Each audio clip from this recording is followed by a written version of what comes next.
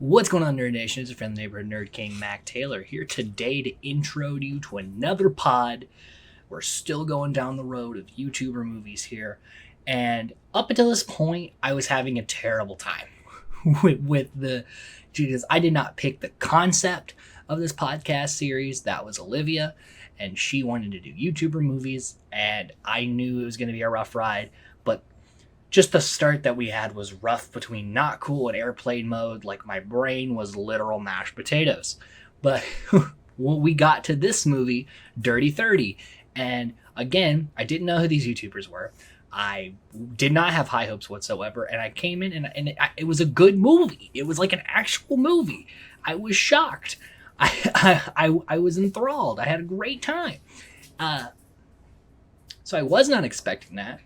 And yeah, so, and it's funny because Olivia came in kind of like not really liking this movie, and I came in like really liking this movie. I think we both make some valid points on things. There's definitely a where you are age-wise, which will probably have an impact on your enjoyment of this film as well. And I think it's an interesting topic of discussion.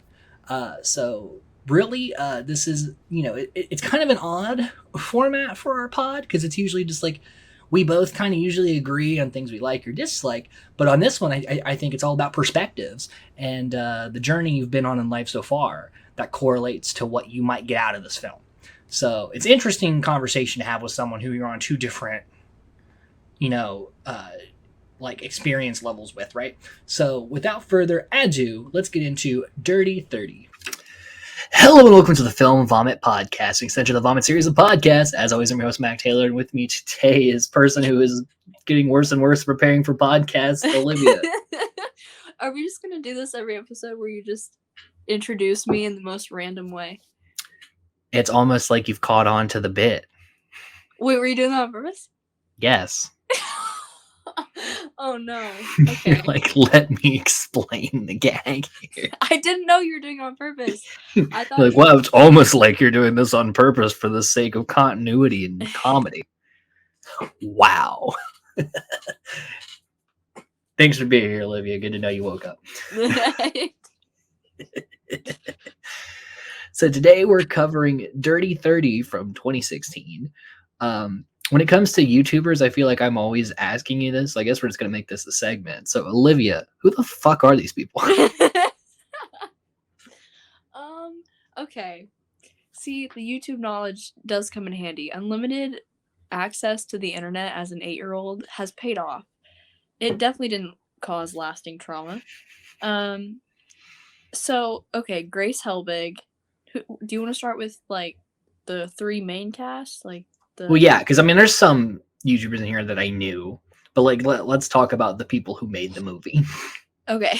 Well, I was like, because there's some people in here that, like, I recognize from other stuff. But Grace Helbig, I don't know if you ever watched her. I did. I asked you who the fuck are these people. So you have no idea. I have no idea who any of the three leads are. That's so funny because I'm like, I think I've heard their names before, but I've literally never seen any of their content. Right. Okay.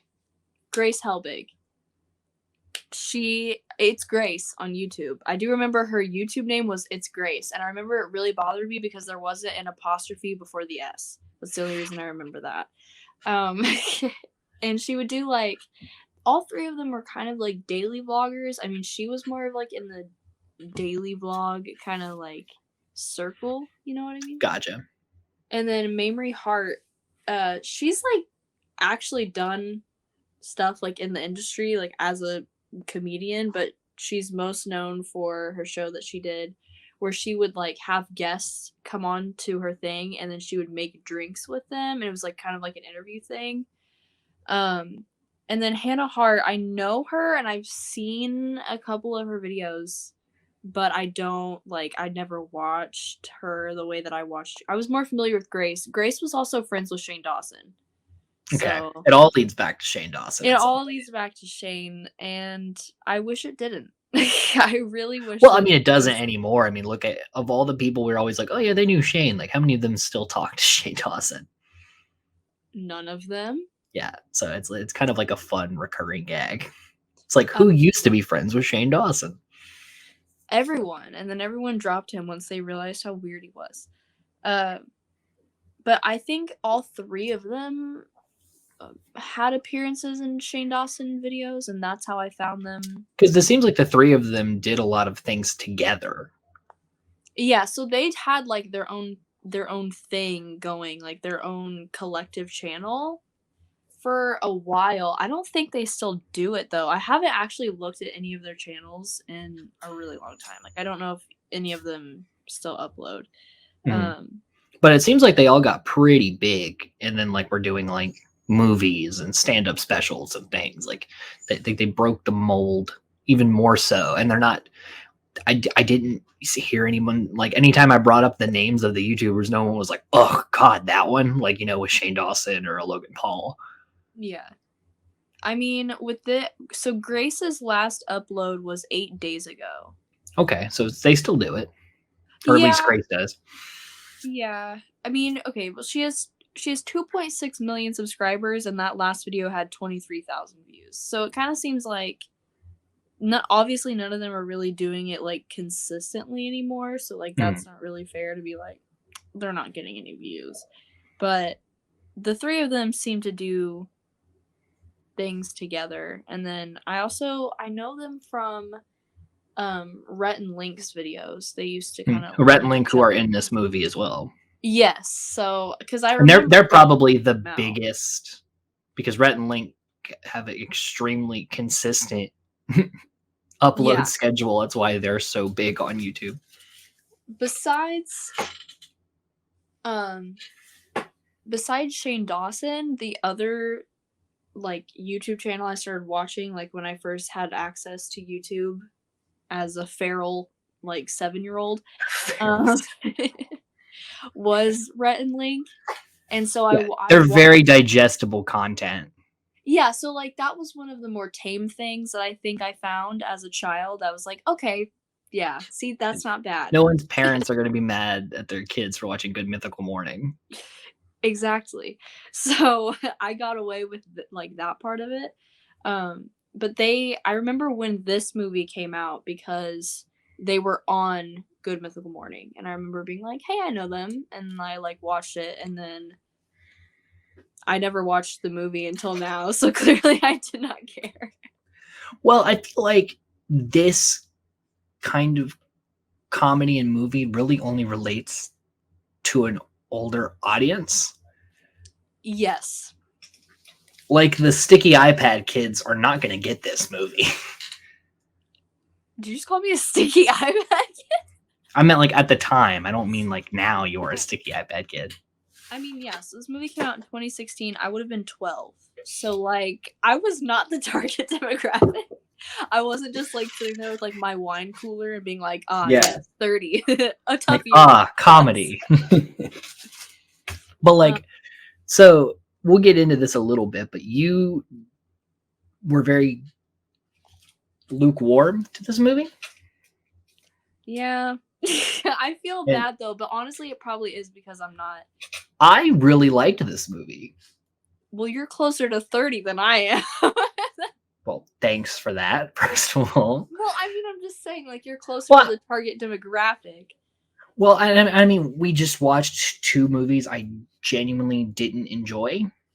So it was like a movie that had like good writing, like a decent structure, and was like shot well. I was like, oh, this is an actual movie. Yeah, no, I mean, it's significantly better than Airplane Mode and Not Cool.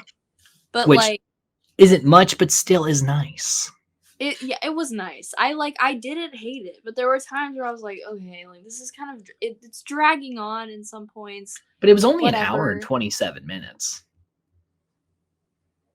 It feels longer than that. So much I don't happens. know. I had such a it flowed very nicely. But again, I think it's just we're at 2 different places in our our lives with different experiences. I didn't get a whole lot of it. I feel like this is gonna be like those videos where they're like, we bring in an older person and a younger person. They try to. Oh yeah, those or it's like those like react videos where it's Yeah. like old people react to Lil Nas X. Little context. You know what I mean? Yeah, that's gonna be this. It's just gonna be like me trying to understand what being an adult is, and then Mm. like I was not like, get. yeah, because I am closer to the age of these characters at this. I mean, in 2016, I was 19, so Mhm. I probably wouldn't have gotten this movie as much. But I think a lot of the themes and the things that are happening in this movie, I at least had a connection to in a way. I wouldn't say it's like on the nose. It's not like some other movies where it's like, ooh, like it's like it hits you too much, and you're like, did they know something? But like there were just some things I was like, oh, I see that. But then there was some other things I'm like, oh, that's just fun writing, or oh, that's a good bit because they did the thing where the comedy doesn't have to be at the 10 or 11. There's a lot of witty banter and a lot of the gags are at like a 4. Hmm. Yeah. Well, I mean, I think it's like I definitely liked. I mean, like like it wasn't as out of 10 at all times like the last two have I been. don't think it really goes for a 10 at all. No, like they. I don't. They're I think the very. highest they get's like a 7, and that's only Yeah. with like some very short scenes. Nothing ever feels to me feels like it's like I don't know. It didn't feel too crammed or bloated or like they were like, hey, look at this bit over here and look at this bit over here. It felt like things were happening for reasons, and I enjoyed that. Yeah. I think it's just the overall idea of it. I was just kind of like bored by, I guess, in a way. I don't know. I feel really bad now because you're like, I liked it. I'm like, oh Well, no. no, it's a different perspective. You know, it's okay to have different perspectives. I don't know. I guess I don't know what it's like to be in a relationship that you hate. So like I felt like I couldn't really relate to a whole lot of the characters, I guess. Mm. Like I don't know, like I've never had that kind of experience. Like to me, I watch things like that and I know I've ranted about this to you before, like not understanding why people's communication is so bad. So like the whole movie, I was just like screaming at Grace's character, just like divorce him. Like it's not that difficult. Like I don't understand. Like I don't know. I have a Right. mature, I think, outlook on some of the problems, which makes it hard for me to like relate to any of the people.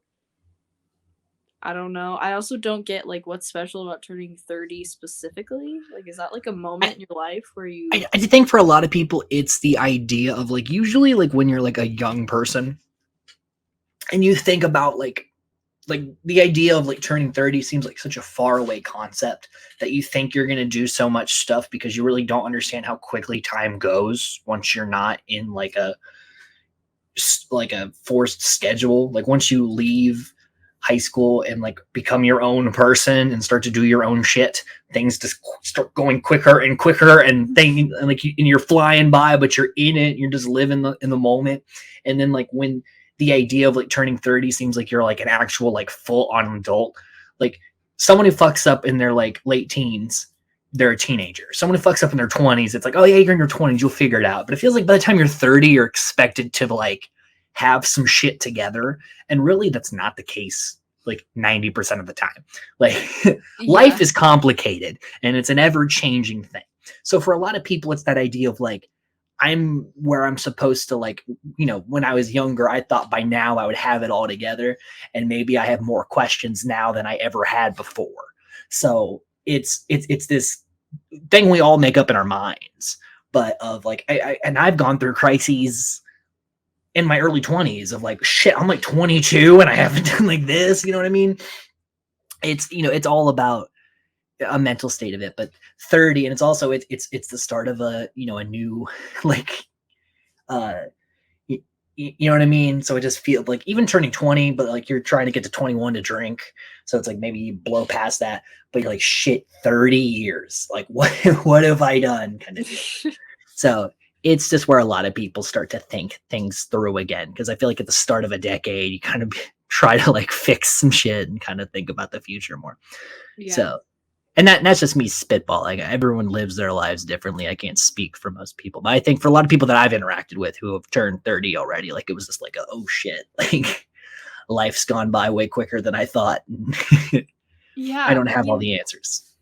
I guess I think it's far enough away for me When where you turn 20, you'll understand like what I'm talking about.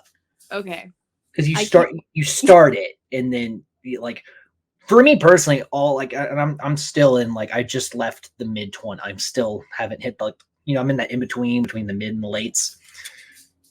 And like I know when I turned like 25, I was like, fuck. Like I gotta get something done. I gotta like start cleaning the house more. Like I gotta get it together today. probably learn how to do my laundry like in a correct way that's responsible and like doesn't stain everything like that. I think like when I think of being an adult though, like I did like there were things I liked about this movie. I don't hate this movie. I think I was just like, nah, like okay. Right. But and then maybe my thing is maybe revisit it in like 10 years.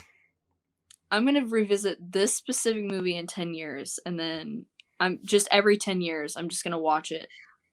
And I'm gonna be like, can I relate to it yet?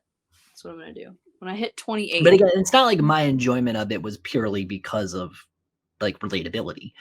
It had a lot to do with maybe it was a change of pace. I liked some of the jokes. The brand of comedy was on point. 'Cause I love witty banter. That's like one of my like things. Mhm. It's like why I love Monty Python so much. So and this kept up with like you know they're spouting lines that are just like, oh, that's good. Like that was a good little zinger. But it's not like where they say it and you're like, oh, fuck you with the like with airplane mode and shit. We're like, oh, fuck off with what you just said. We're But tired. We're so and we tired. got to a YouTuber movie that didn't have any rape jokes. That Not is one. good. That is we are doing so good. We got to a No movie. one ate shit. There really wasn't any bodily fluids in this either. No. I mean, Like even when she pees in the yard, you don't even we see don't it. see it. I was waiting for it. I was like, are they gonna do it? And then they No. did it. And I was like, It was a very classy way to approach like a comedy. yeah, it was a really classy way to approach urinating in someone's Yard. lawn. Well kept lawn. All right, so I guess we'll go ahead and start digging into the movie now that we've set everything up. So we start off, and it's a joke about online dating. A lot of people don't look like their profile pictures, and so like Mhm. Kate is on a date with this guy, Richard or Raven. Raven. You got to get the bass in it. Yeah. Uh, and again, I love this whole scene because like when she's like, oh, you don't like. First, it's just a black screen, and we hear. She's like, oh, you don't look like your picture. And that's all we hear. So in your mind, you're like, what does this guy look like? So they set it up nicely with like you wanting the reveal. Yeah, no, nothing could have prepared me for Richard Raven. And the actor who played him did a bang up job. Yeah, no. He looks so familiar, and I can't figure out what I, from. I looked him up. He'd been in a couple like NCIS episodes or something, but I never nothing that I would know. I mean, he was in The Office, but I have a confession. Probably is. You've never watched The Office. No. Yeah, that'd be a fun thing, like a video idea. Like Olivia watches The Office for the first time. Well, I've tried. That's another one where I'm just like, I don't think this is funny. Like, I don't get it. The first season is not great. My parents love The Office. The second season, when they start developing the ensemble, it's when the show gets better. Okay. Because the first season they were just trying to be like the British version, but British style of comedy does not lend itself to an American audience typically. Yeah, I mean, I'm not familiar with The Office. I mean, I guess I am, but like I find starting the first episode, I have this thing where I'm like, if I'm not immediately interested at the first episode, I'm not one of those people. It's like if you keep watching, it gets better. Like that is not me. But like legitimately, like season 2, because season 1's only like 6 episodes, and then like when season 2 starts, like you really start to get into like how the characters actually are, because the characters are really different in the first season because again they're trying to be the British version, and then season 2 they're like no let's let things kind of naturally flow, and it like they're not as mean spirited, and it kind of becomes more of the meat and potatoes of the thing. Okay. Well, So if anyone I'll just listening skip is the thinking whole about diving first into The Office, yeah, you could too. Like there's nothing that really happens in the first season. I think that's super relevant to the rest of the story. Anyway, she's on this date, and there's the joke where he's like, she's like, oh, because I think his picture was of Nathan Fillion, and she's like, he's like, oh yeah, people say he's my doppelganger, and she's like, who says this? And he's like, my mom, and she's like, anybody else? And he's like, no, I think it's just her. And like he does like pretty much everything that could go wrong on a first date is what he's doing. Like he's cheap, so he's like just ordering like the free bread and water and things like that, like things you wouldn't have to pay for. And at one point, like a cupcake comes, he's like, I like to say it's my birthday just for the free cake, like shit like that. And so she's ordering like doubling down on the White Russian, which White Russians will be like a pretty prevalent thing of her character. Yes. Also, it's funny because the waitress comes over and he's like, are you the chef? And she's like, no. There were some parts in the movie that I did thoroughly enjoy. Like, I don't know. Like first of all, okay, another confession. Okay. I had to Google who Nathan Fillion was. So I think that's why that joke I didn't get it, and I also did not think it was funny, and I had no idea who Nathan Fillion was until I Googled him, and I was like, oh, okay, yeah, like I recognize who he is. He's like this really attractive actor who was in like Firefly and shit like that. Yeah, see, I had no idea who he was. So when she said that, I was like, I mean, I gotta see how far off this was. And then of course when I Googled him, I was like, oh, okay, no, I get it. But and then it's like his occupation. She's like, oh, you said you work in the film industry? And he's like, I manage a video store. One of the last ones to sell VHS tapes. No, I'm literally, that is actually so real because I'm going to start telling people I work in the film industry. And they're like, what? I'm like, yeah, I work in a movie theater. I'm a crew lead at a movie theater. Yeah, get it right. I'm a crew lead. And he does the thing also, like when she says, oh, we're working at a dental office. She's an assistant to the what do they call it's like a orthodontist. Yes. An orthodontist assistant. And he does the thing you're never supposed to do when you first meet someone who's like, I'm a doctor, or like I'm this, when you're like, oh, can you look at this thing? It's like, no, I'm not at work. Yeah. But also, you're on a date. And he's like, I have this thing that I think was a popcorn kernel, but I haven't been to the movies in a while. And it might be ham, but like, at what point, if it's hardened up, do I just treat it like a tooth? Which I thought was a great line. So bad. I like physically like had to take a minute because just the thought of it. Oh. Like instead of trying to get it out, you're like, no, it's a tooth now and I have to brush it. I hate it. There's a lot of mentions of ham though, because he says ham, and then later when we meet Peter Finch, he says, guess who? And she says, someone who just ate ham. So there's like, for some reason, the go-to joke about what someone ate is ham. Yeah, I don't know if that's like an inside joke that I'm not like privy to. A lot of ham. I don't love the thought of ham. You could say they're really hamming it up. What if I just left right now? What if I just like that's the podcast? Shut the computer. I'm done. Count me out. I don't know. Ooh, something about teeth. I have like a tooth phobia. So that whole bit, I was just like, ugh, I hate it. I don't even want to think about it. What was I was watching something where they had like tooth on a cob. Like it was a bunch of teeth on like a corn cob. What was that? And someone like put it in their mouth at one point. Ah, no. I'm trying to remember what that was. No, I just distinctly remember. I'll have to send it to you. So yeah, we see how this date goes.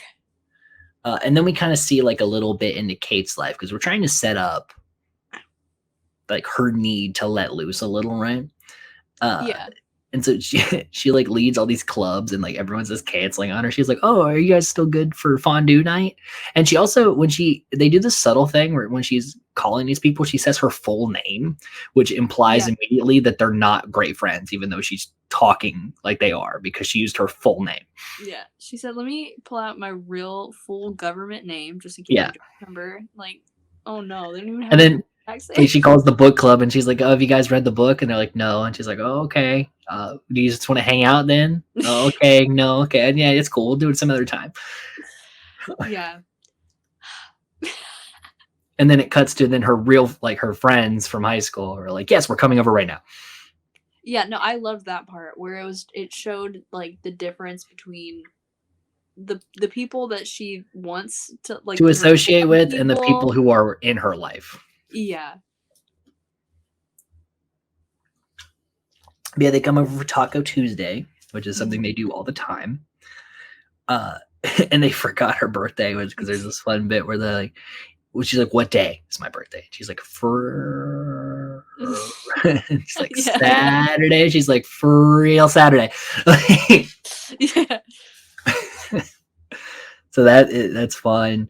I know, like she just shows like she's immediately in this scene showing like how because she's a homebody and she's kind of trying to live this like adult life where she's Mhm. like, "Ooh, got a Red Lobster gift card. Who's trying to spend this baby?" You know what I mean? No, I think she's very much how I would imagine myself to be older, just being like, I Charlie gave me you vibes. okay. A lot of how Charlie like interacts with people, I was like, that's how Olivia does. Oh no. I don't Like know if that's a good we'll thing. talk about it later. But there was a scene where I was like, you would do that.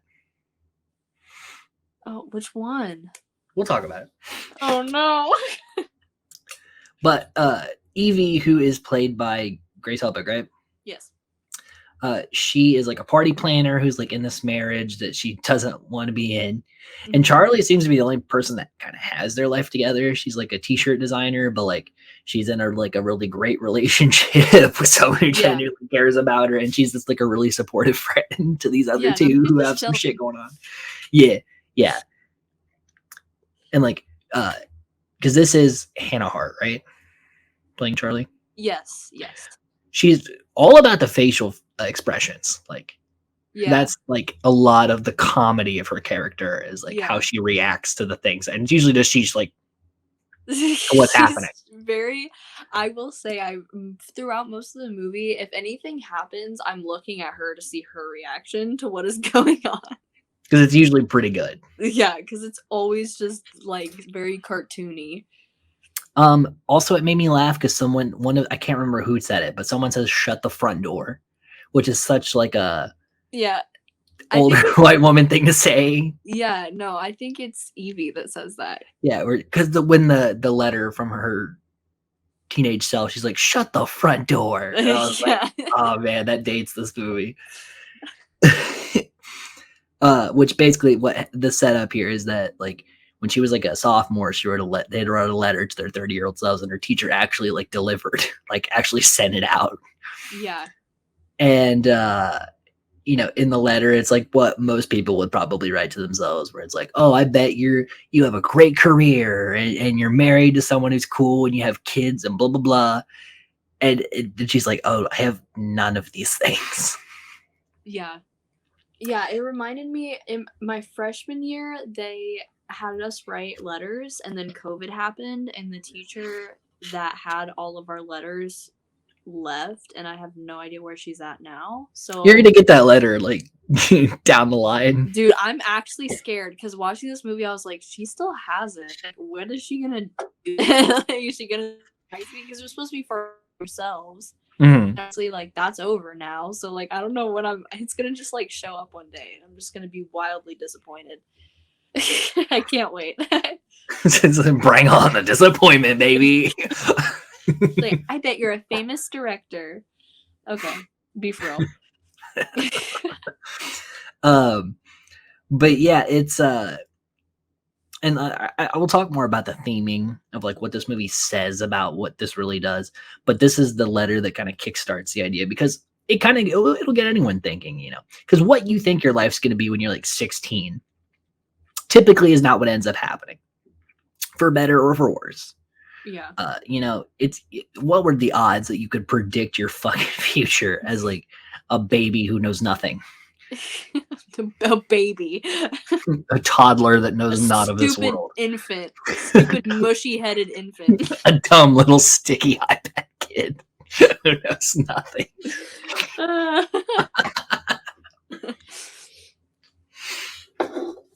But yeah, so she hears, and it's kind of like in the back of her mind as she like is about to go about her day. Mm-hmm. But it's also funny because when she first gets the letter, she's like, "What? Did I not graduate?" Yeah.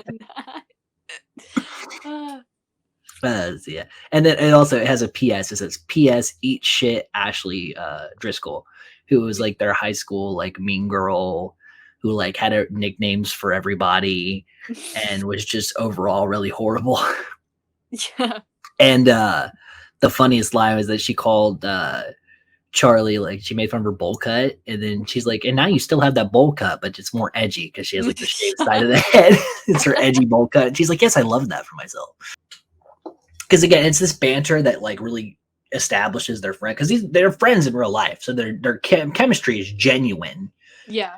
And it's really what sells the movie for me, is like they are really friends and you believe they genuinely care about each other, but like the way they're subtly kind of like throwing stuff at each other, but it's not like really shady. It's like that thing.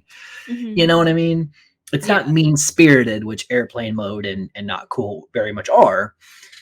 It's very wholesome in how they interact with each other. Yeah, because none of the movies Not Cool, Airplane Mode, the cast themselves are not friends in real life. Like, they're all kind of like doing it in Airplane Mode, at least. They're all influencers that are trying to get clout off of each other. And that's like a thing they all understand that they're doing. But the chemistry doesn't show because they don't have any. They're not friends in real life. And then Not Cool, knowing how Shane Dawson was behind. Yeah, it was just a toxic set. Anyone was friends with him, so like, he has no chemistry with anyone, and Logan Paul is Logan Paul. So I mean, that says enough. Well, and also with a lot of characters in this movie, they could have gone to a 10, like especially with like Raven, like they could have, like that actor could have really like full bodied it, and he didn't. The jokes, it's like they let the comedy be the comedy. Yeah. You don't have to be like, it's here, this is a joke, we're joking right now, do you understand, this is no, it's like, let's play out the scene and they will laugh at what they laugh at. It seemed a little more reined in, which is how I like my comedy. Yeah, which honestly, I don't even think I would be mad if they took Raven to like a little bit of a higher level. I mean, I feel like they still gave themselves room to be like, okay, if it was more, that would be fine. But like, which is good that you leave something saying, oh, more would have been better. Yeah, no, that's a good change of pace from the... Instead of like, wow, they did way too fucking much. I'm so tired. There's so much happening. Yeah. Lost my place for a second there. And they do a lot of foreshadowing in this movie. They mention Peter Finch. He was like the hot guy, the fucking like the king of the school, and we'll meet him later. So it's like they set it up here because Ashley Driscoll used to date him. Yeah. And there's also a little subtle line as they're leaving where they're like, the dishes are in the sink. That's our gift to you. Yeah. Like there's again, it's the subtlety for me. So Kate's in a slump, and she like goes to her office, and the key card won't work to get in, which is like, we've all been there where shit don't work and you're stuck and it's awkward. But then we meet Ashley Driscoll, who's now a real estate agent, because of course she is. No, everyone who sucks in high school is a nurse or a real estate agent. For real. Because that's where it's where you can make money and not have to use your personality. Yeah. which is weird because I don't want to buy a house from someone that has no It's personality. very easy to be like, oh, look at the tile in here. It's from like a, you know, a 19th century, blah, blah, blah. And you'll see this is very fancy. It's very nice. You'll love it here. Please buy this fucking house. You Yeah. know, you don't have to really like, you know. I don't know. I mean, shout out to Gina who sold us our house. She was real. I still think about her. No, I'm being so real. How long ago is this? Well, we moved in 2017. So you remember your real estate agent from 2017? By Yeah, name. Gina, she was so real. I hope she sees this because she was so funny. She was late to every single house we wanted to look at. And my parents would tell her, like, here are our requirements. And then she would just show us houses that had, like, absolutely nothing to do with what we wanted or needed. And she was the best. So she was a horrible real estate agent. She was so but she was out here trying. And she we still appreciate sends us gifts on holidays. Aw. I So, love so Gina. Gina's a real one. Gina's such a real one. I love you were just like, yeah, Gina, a real estate agent from 2017. I thought everybody like remembered the people that like that's a big person in your life that's like helping you find a But home. is it though? I feel like you remember the buying of that, like the not the person, you know what I mean? Like unless, but I guess Gina, you know, she was a real one. She shone, shine bright like a diamond, Gina. I miss her. And then Ashton Driscoll, she won't let her in the thing. She's like, "Oh, we have to have a working key card. That's the policy. Sorry about that." And it's like, Yeah. "Oh, she's still a super bitch." Yeah. Oh yeah. No, she still sucks because they always do. And then, so we cut back. So we didn't get like the whole date with Raven at the start because later her Jules, who is her boss, the actual orthodontist, is like asking about her date, and then she like kind of like zones back to it. So it was like a fun way to give us a little more of that scene. Yeah, love that. I feel like that scene would have gone on too long. Too much in the beginning. They had a good time, and then wrote a reason to cut back to it. So it's like we could have a longer scene, do more comedy, but not be all at once and throw off the pacing in the movie. Yeah. Well, it's either thinking about stuff. It's not just gag, gag, gag.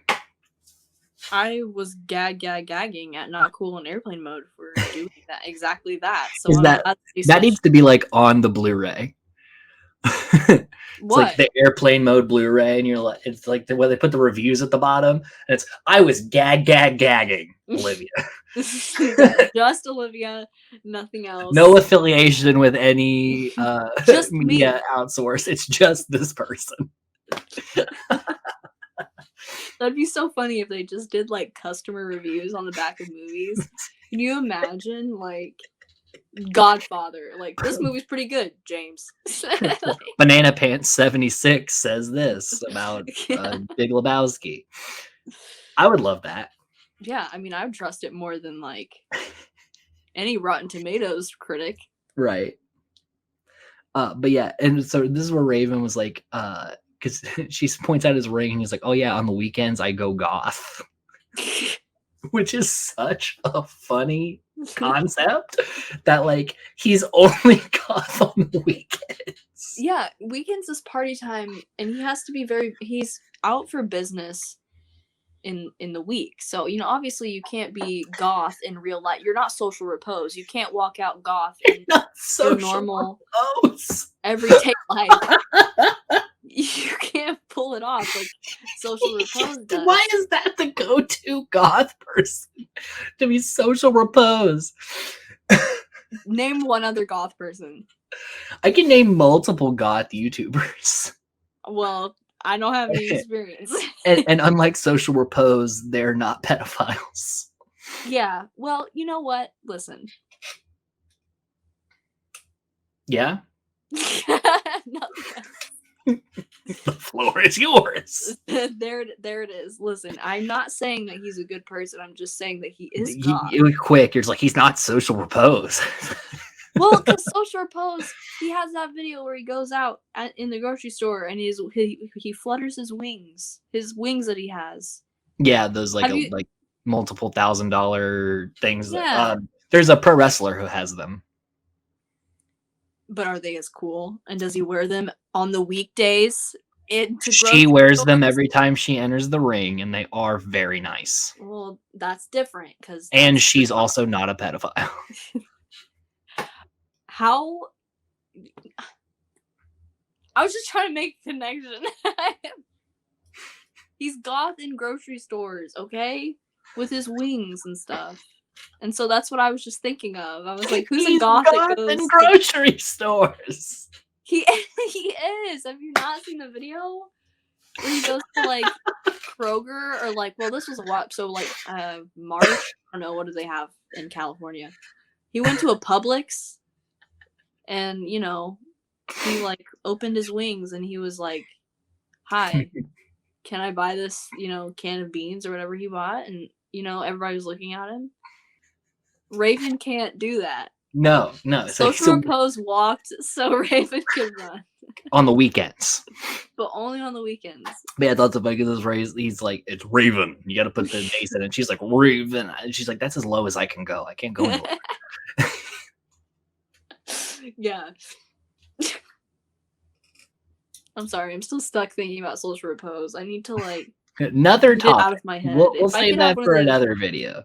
No, if you could just like flashy thingy me from like Men in Black, so I don't like remember Social Repose. Flashy thingy, whatever that thing is.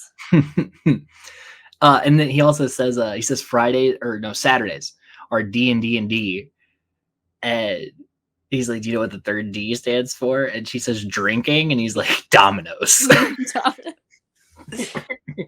Which, when I first watched this, I thought the reference was like they ordered Domino's pizza. You're like, yeah, of course they ordered pizza. Duh. So, like why is that weird? I was like, yeah, like, oh, pizza, fun night, and like it didn't hit me until like a good 30 seconds later when we had already moved on, and I was like, Domino's, like domino, like dominoes, like like the things you play with. Yeah. I love that for you, that it's like a whole ass other scene and you're like, oh right, Domino's the game. Yeah, I had a very different experience watching this movie than I think the average viewer. I think I'm just really hungry. That's my problem.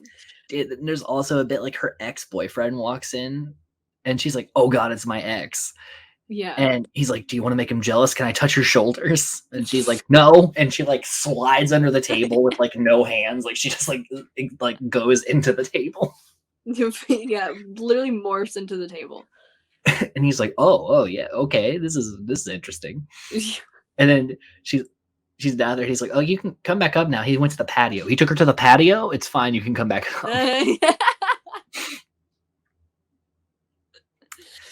up. And then he's like, all right, you've convinced me. You get another date. And she's like, you don't get to just say that. You can ask me. But the answer is no. Yeah. And he's like, well, what would Nathan Fillion do? Would he ask for another date or would he just tell you? Yeah, and she's like, well, he seems like a nice guy. So I think he would ask. We get a little bit of a glimpse into Evie's life. So she's at like her in-laws having dinner and they're talking because her husband works for like his dad's law firm. So he's getting promotions every 6 months, which is like, yeah, of course he is. He's literally born into this line of work. And she does like event planning and stuff. And she's like really good at it. Like, oh, we see it in the movie. She's very good at what she does. And they're like, oh, what is your side hobby thing? And she's like, well, it's my job. It pays money. But it's funny because she has a shirt on for it. It's alpacas with alopecia. Yeah. Which I thoroughly enjoyed the concept of. Not alpacas having alopecia, but that there's like such a niche organization that got t-shirts. And the t-shirts were probably made by Charlie. Yeah, for sure made by Charlie and Rufus. And they look great. Yeah. because it's like this like bright blue, Yeah. and it's got like a little alpaca on it. But I And love I that loved she it has like a nice jacket, like blazer jacket with over this it. custom shirt under it. Yeah. And like what's funnier is that it draws so much attention that I was very much staring at the Mhm. alpaca before the scene happened. Well, And I because you was have this like very nice dining room with these like old ass Gilmore Girl grandparents, yeah. and then her in this alpaca shirt. So visually, we already set the tone for the scene before any dialogue takes place Yeah. because she's already clearly a fish out of water in this situation. She's an alpaca out of the ranch. She is I'm gonna stop there. You gave it a go. I did. And then like her mother-in-law is like, "Oh, I'll give you grape juice just in case," because she like wants her to be pregnant. And she's like, "No, not pregnant. Don't know why we're doing this." Yeah. I like later when she dumps it out. Yeah, and then she drinks the bottle of wine and is like Yeah, repours pouring it. it. Yeah. Because they're like trying to plan this like ski trip to celebrate his promotion, and she's like, "Oh, but it's Kate's birthday this weekend," and he's like, Can you not overshadow my promotion?" And she's like, "You have a promotion every 6 months." Yeah. And so it clearly sets up like he's selfish. He doesn't give a shit about her, but he wants them to look like a married couple that are like, it's all about image with money. Yeah. Very I don't know. I every time he was on screen I rolled my eyes. I was like, this guy again, and he's so bland. He's like the most But that bland was the white. point. And so like they accomplished Uh, what they wanted to accomplish with this character. oh yeah, no, I mean I'm not complaining. Great on them. But he's just so white. He's just the most Caucasian person in the movie. And so Kate sees Ashley Driscoll like on a commercial, and it's very much like local television station shot commercial where she's like, and she's such a bad act. Ashley Driscoll, not the actual actress. It's such a bad actress because she's like, "Are you ready to raise the roof?" And like, and it does like a bump, like little like The cut most edit. Yeah. yeah, like the PowerPoint Yeah. presentation transition. And she keeps using her hands where she's like, "I'm gonna get you the house you deserve. So why don't you like she's yeah. like," and it's like camera angles and things. Like it's very much like someone was like, "All right, Ashley, we're gonna do a second shot, so we need you to look over here." She's like, "Okay, you over here." Like, I don't know. I really loved how it felt authentic to like that style of commercial. Yeah, that is my favorite genre of commercial, like local business Yeah, commercial with a little budget. like Crazy Al's Warehouse style commercials. Yeah. Jones barbecue and foot massage. Yeah. We massage the meats and your feets. Yeah, exactly. Bingo. I'm there. If this doesn't exist, we should make this now. We already have the tagline. Yeah, no, do you not know what I'm talking about? Is this a thing? Yes, this is a I genuinely don't know. All right, so because of seeing this commercial, she's like, "All right, we're going in on it." So she calls Evie and is like, "Throw a party, but not a big event, like just small gathering. Let's get drunk. Let's not do any like classy even, but don't make it big like a normal thing you do." Yeah. And she listened to none of that. So we set it up, but Evie's got to get out of this thing. And she decides she's going to use the big ass fancy house to host this event. Yes. So all she's got to do is get out of it. Yes. And she does. So she pretends. Yes. And this is what made me think of you. So she calls Charlie, pretending like she's talking to someone about the alpaca.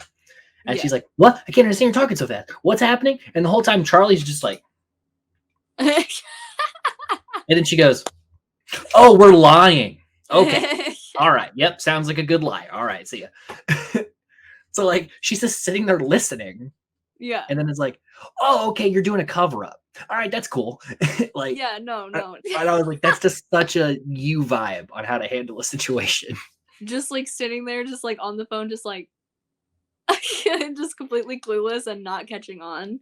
Like, yeah, very much so. But she doesn't interrupt. She doesn't like. No, she's very supportive. Yep, she sells it immediately. She's like, "All right, cool. That's what we're doing. Cool." Yeah, no, I mean, she's into it and very much willing to help. It's just the getting there. Yeah, It's no, because she just starts talking. She's like, cut it's back great. to 10 minutes prior when I thought we were talking about Domino's Pizza. You're I was right, there right. with them, but you know. You're like, oh, the game. Yeah, so that's what made me think Domino's, of we you stack them up, the they fall most. down. Gotcha. Not the pizza. Nope. So then she leaves the trip, and it's like her and her husband get in an argument. He's like, "Can you just kiss me so my family doesn't think we're fighting?" And I'm like, "Oh, what a fucking douche nozzle thing to do." I would have broken up with him right there. Like, right Uh, then. I don't know. Maybe that's easier said than done, but I've been like, okay, hey, bye. divorce is difficult. It's also where we meet Dan. Yes, yes, I'm not sure Dan, who we're. who is the love interest. Who we first meet him. He's getting his retainer Oh, yes, tight, yes. I thought we were still and talking about the. Yeah. no, this is where we meet Dan for the first time. Dan's a great character. And he's getting his retainer tightened, and Jules gives him laughing gas, even though he doesn't need it for such a small procedure. He's like, because apparently my boss has no moral, ethical guidelines. No, I love Jules. This entire. Mhm. I thought she was funny from the beginning. She's like, living her best life.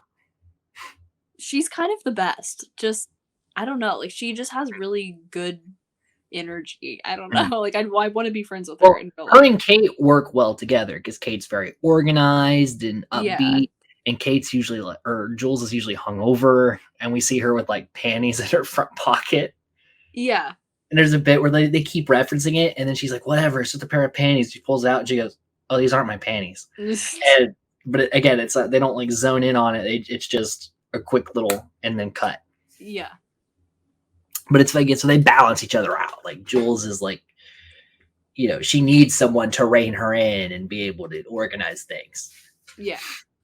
So I thought it was fun that they have a good relate, because you think like, oh, her boss is going to be like this overbearing character that that she's clearly better than, but no, it's like Jules can do her job. It's just she's a bit of a hot mess at points, and it's whatever. Yeah, no, the movie definitely doesn't. I like that they didn't make her. Well, I guess that's skipping ahead a little bit, but they didn't make her and Jules. They didn't pit them against each other. Like, no, they're friends even. Yeah, like, I mean, and it wasn't like she thinks that she's better and she's just the assistant. She wants to be or like she's very content with like where she is in life, and I like that they didn't make her storyline her just trying to be better than another character who's like completely fine. Like, Exactly. there's not a beef there that doesn't need to exist.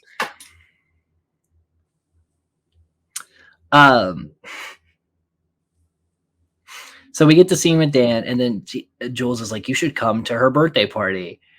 And he's like, "Okay," but he's got the laughing gas, and he's like, "How do I get there?"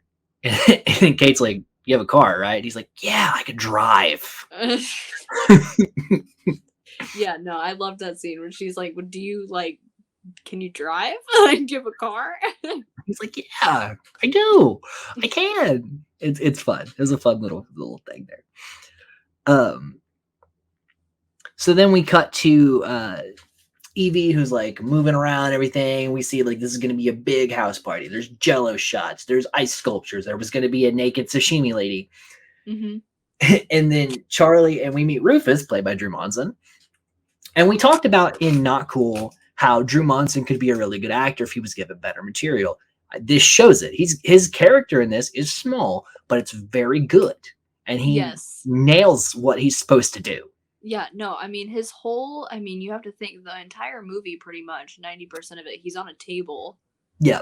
And he still manages to be great. Yes. And he's because in Not Cool, we couldn't tell if his character is supposed to be friends with anybody because everyone's so shitty to each other. Well, he's friends with Charlie. Yeah, and they have a lot of really good interactions with each other. Yeah, I love that. And I love that and even Charlie's fiance has a rapport with him. Yes. later on, like, because she, it's I just like Drew Monson. That's really all I need to say. He should act more. He kills it when he has good material. Yes. And he's such a great, like, supporting character. Yeah, no, I mean, we're just gonna become like a Drew Monson like fan account. Sure. Yeah. I'm down. So yeah, we meet him and he has the misprinted shirts, which it says party time. So it's spelled like Partee and then time Tyme. And she's like, Rufus, what the fuck? And he's like, all right, I'm not gonna lie. I was drunk and I just got out of therapy and this happened. Because at first he's like, oh, who spells things correctly these days? Kids on the internet? And then he's like, all right, I'll be real with you. Yeah. And then he messes up the sign too. Yeah, the sign has it, and like there's multiple things that are spelled wrong. But also there's another quick gag where she's like, you also fucked up the church group soccer shirts. And he's like, I changed the name of my band to is like something Taints. Yeah. Because the school's like Saint something, and he put Taint something. And he's like, I changed the name of the band, and she has it on too. She's like, it's a great shirt, but because again, they have you can tell their chemistry as friends. And yeah, I'm pretty sure Drew Monson did collaborate with all three of these women at certain points. Yeah, well, like I said, Shane Dawson's kind of... So there was a Shane connection for Drew to I feel like for sure, like, because his first, like, movie big thing was not cool, but he was also on YouTube since YouTube was a thing. So they could know each other. Drew's been on YouTube since he was like 11? Yes. So they could know each other just because they both are really popular YouTubers, but I feel like they definitely had some sort of Shane Dawson connection or something. I feel like there's something there that I kind of vaguely remember. And it was called All Taints because it was All Saints softball, and he spelled it All Taints. Which is great. Stupid, but it's so funny that she has the shirt on. And they don't blow it out of proportion. It's just like, she's like, yes, of course, this is a great shirt. Anyway, and they move on with the thing. Yeah, no, we never talk about it again. But yeah. And if this was a Shane Dawson joke, it would say All Taints. They don't have like a picture of an asshole, and like it would be like way out of proportion, right? Yes. I don't even want to think about him and his stupid greasy hair. It's also, there's another funny line where she's like, I just need you to be in my corner. And he's like, I am in your corner. Pick a corner, any corner. I'm in that corner. Yeah. I loved that line. So Kate, she's on her way to the party, and there's another funny scene with a little bit of foreshadowing. She passes by a park bench with Ashley's picture on it because all real estate agents have that advertisement stuff. And one of her teeth is like blacked out in marker, which is foreshadowing for later in a very subtle way to do so. Yeah. But there's a homeless guy there. And she's like, oh, do you need me to go buy you food? And he's like, yeah. And he lists all these snacks and everything. And then she goes and does it. Yeah. Because she's like, well, I did ask. Yeah, no, it's like, I did get myself into this. I did ask. And so she buys him all these snacks, and then he's like making out with the bench, which is also foreshadowing for later. And then she's like, all right, have fun doing that. Here's your stuff. And she like goes, and I don't know. I found it was such a fun little scene. Yeah. But with a lot of foreshadowing, because at the end of the movie, it's like, damn, they really did like hint at that. But like, it wasn't like, it didn't feel forced. It felt like something she would do. Yeah. So yeah, that was great. Oh, and also, so when I forgot to mention it earlier, but Oliver, who's like a character who has like a D plot in this movie, he gets invited to the party because he's just a neighbor kid who gets their mail when they're out of town. Yeah. And he walks into this big party planning, and he's not going to say anything. That's what's so funny. Yeah. But Evie doesn't know that. And she's like, oh, I don't want this kid to tell. She's like, all right, bring 2 of your friends. And he's like, I don't know if I have 2 friends. And she's like, all right, fine, bring 5, whatever. Just get out of here. And he's like, okay. but the mail though, and she's like, yeah, just sit it over there. And he's like, okay.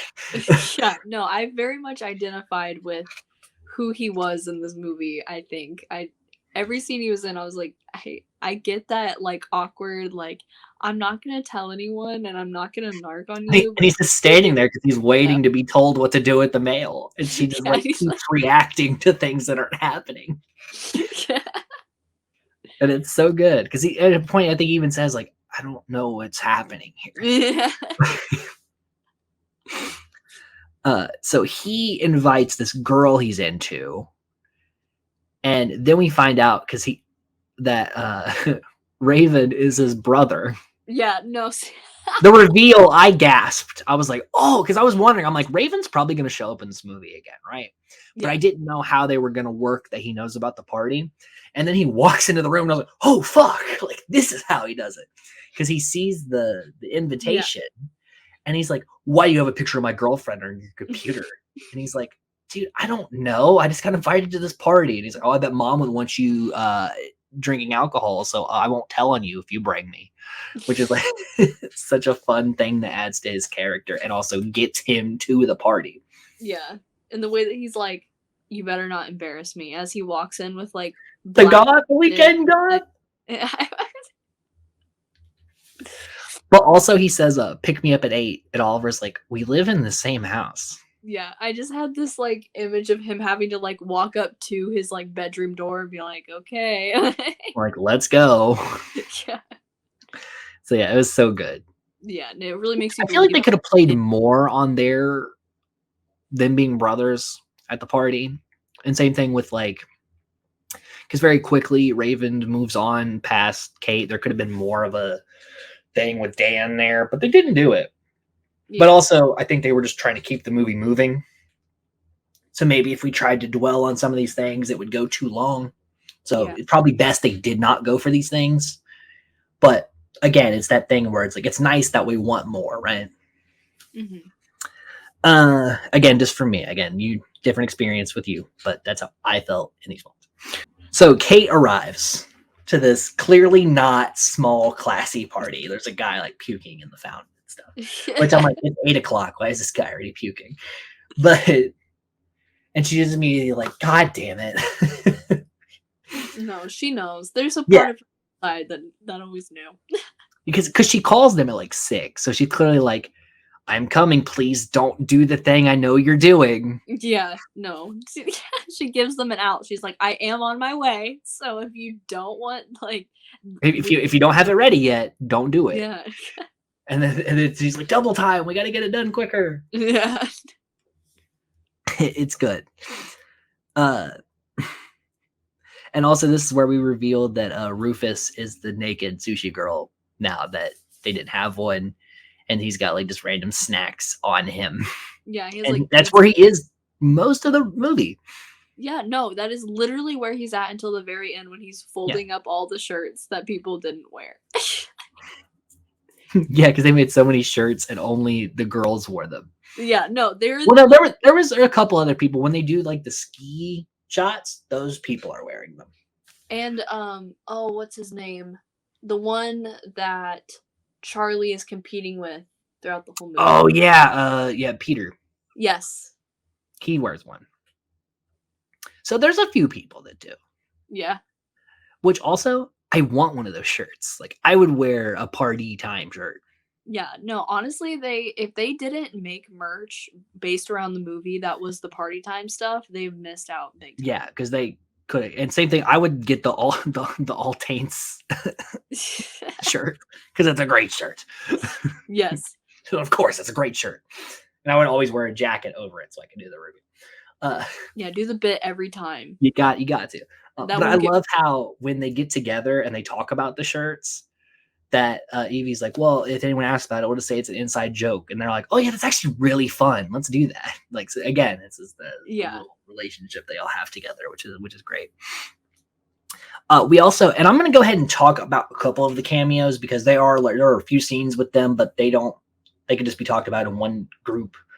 So Rhett and Link, which we mentioned, are in this movie. They play two people that just crash the party, and they have this like small interaction with Rufus where they're like, "Oh, you're a table," and he's like, "Actually, I'm a real table. The what you guys just ate is laced with acid," and they Yeah. spend the rest of the movie like freaking out because they think they're on acid, which is fun. No, very fun. I love, for some reason, Drew Monson and Rhett and Link interacting is just like It something needs to happen more. Like they had yeah, a pretty good connection there. yeah, they like worked surprisingly well together for how different they are. I was like, oh no, for sure. Like I like this. Yes, keep going. And then they also have the DJ is played by Flula Borg, who for Mhm. mainstream audiences is in Pitch Perfect 2. Yes. Uh, and I always remember him because he has such a unique name to me. Like I always say, I'm like, oh yeah, it's the guy from Pitch Perfect 2. And he's playing the DJ. And so his couple of scenes, there's this like typical white girl at the party. It's like, do you have any Beyonce? He's like, no. Do you have any Rihanna? No. Baja Man? Oh, who let the dogs out? Yeah. No, I keep the dogs caged. I just have these beats. He's in every movie. Have you noticed he's in like every movie ever, but he's only ever in them for like 5 Yeah, minutes. he's always just a cameo, but like Yeah, he always he's does really well with what he's given. yeah, no, he's actually very funny. Yeah. Because then he goes up to Drew Monson, asks him about like this like typical German food, and then he's like, "Who's manning the booth right now?" And he's like, "Oh shit!" Yeah, no, He runs back to the booth. And also his character name is DJ, so he's a DJ named DJ, which is also just funny to me. I didn't even realize that for some reason when I was watching it. I was too busy thinking about Domino's. It just clicked at this scene. You're like, "Oh, Domino's." Yeah, just now. And then they do a fun thing called a funnel cake, where they do a beer bong and then eat a cake because it's her birthday. So it's like a fun way to like tie in her birthday with like some drinking games. Yeah. And this is where we meet Peter Finch, who is now he has the typical high school jock trajectory. He's out of shape, and he works at the high school as like an athletic director, which as I was leaving high school, the guy who became our athletic director was the star wrestler like 8 years before I was in high school. It always happens. It works its way back around, you know? But he's not an asshole. He's just like a typical like fuckboy who is now an adult but doesn't know how to not be that. Yeah. I mean, you start off, I didn't hate his character. I had no thoughts about his character at all, really. Because like you would think kind of again just in like lesser writing hands, he would be like there would be rape jokes with this guy for sure. And that he would be like very mean spirit. He would be how the 19-year-old kid kind of is, right? Yeah. But as an adult, and he's not. He's very harmless. Yeah. Because when he's introduced, he literally does the same line to every girl at the party where he's like, "Oh, it's you? Oh, you look exactly the same as you did in high school." I love because he's that. trying to like set up a flirt thing and it keeps getting shot down. And like Kate, because she's so awkward, because he's like, "Hold on to your panties for this one," and he talks about his athletic director job, and she's like, "Oh, there's my panties flying off." And they're like, "Did you just skeet shoot your panties?" And then later, when they need to get out of the conversation, she's like, "I'm gonna go get some new panties," and then everyone's like, "Yeah, going with her for the panties," and he's like, "Hell yeah, hell yeah," which is like such a fuckboy thing to say, like exiting a conversation. He's like, "All right, hell yeah, hell yeah." So again, I had a lot of fun with this character. I feel like it was handled very well. Charlie and her fiance talk about being engaged. They're trying to keep it a secret until like they're ready to, because right now her friends have a lot of shit going on and she doesn't want to be that person who's like, "All right, you guys having a little fucked up experience with your life, well, I'm happy." She's trying to be support. She doesn't want to shove her happiness down their throats, so she's waiting for a good time to bring it up. Yeah. And again, it's just one of those, it's not a big plot point, it's a little thing that's happening.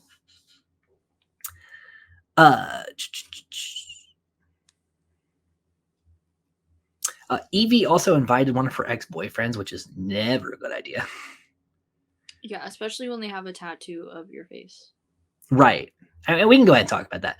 So he shows up and he's referencing like plays they were in high school, which is not a good sign because he keeps saying like, "Oh, the Sandra Dee to my Danny Zuko," and I'm like, "Go fuck yourself."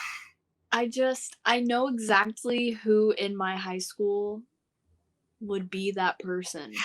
Like I know who it is. I can't say, but I know who I know. And then he's like, "Hey, look what I have," and it's like a CD that she made him in high school. And listen, this could not be weird if he like was like, "Look, like if like they had an interaction at this party and then like met a little bit down the line again," and he was like, "Hey, since we like got together and had a conversation, like I was going through some old shit and I found this thing." But like he had that shit ready and it was clean. There was no Yeah. dust. There was no No. scratches. He had that thing like in his car. Yeah, no, he listened to it regularly, and we know he did. And then, like you said, he has a tattoo of her, and she's like, "Oh no, this is bad. I got to get out of here like now." Yeah. Which I like that they didn't put her with him. Yeah, because I thought the trajectory was gonna be like she hooks up with this guy and then leaves her, but no, she leaves Yeah. her husband in the end to be alone and figure her shit out. Which I'm like, yes, that's healthy. Yeah. So yeah, so I like that they did like the comedy bit with it, but it's not like a thing that her character needs to like she doesn't have to have a guy to leave another guy. Like she could just Yeah. get her I life mean, you together. can definitely Love tell that. the movie was written by them. Yes, because they write women characters well. Yes. It's not like a 50-year-old man trying to write teenage girl dialogue. Like It's very it's like the John Hughes effect where it's like I can write teenagers. I was a teenager once. It's like, yeah, well, how long ago? yeah. Like Although John Hughes movies are I love them so much. that's fair.